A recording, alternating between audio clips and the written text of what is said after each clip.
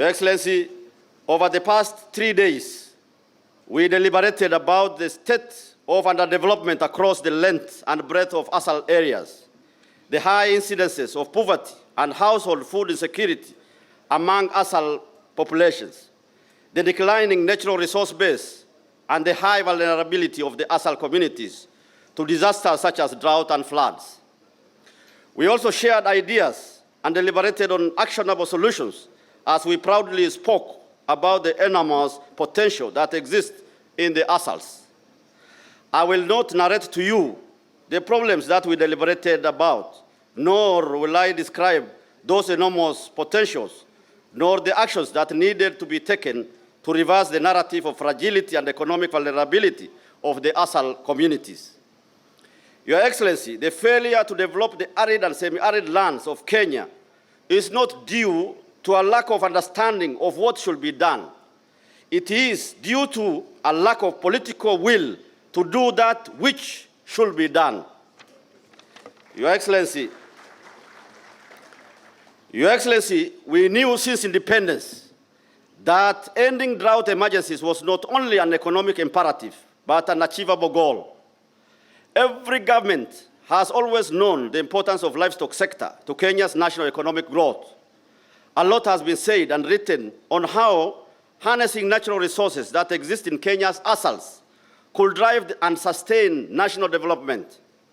But up until now, little has been done to act on these understandings.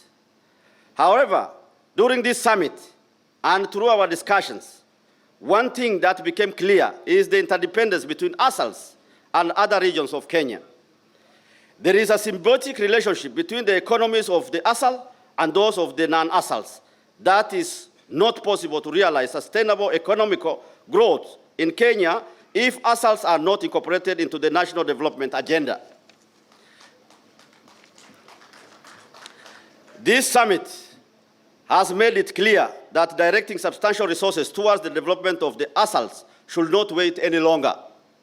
We need to admit here and now that developing the ASALs, addressing the root causes of structural poverty and persistent societal vulnerability of the ASAL communities is no longer a choice.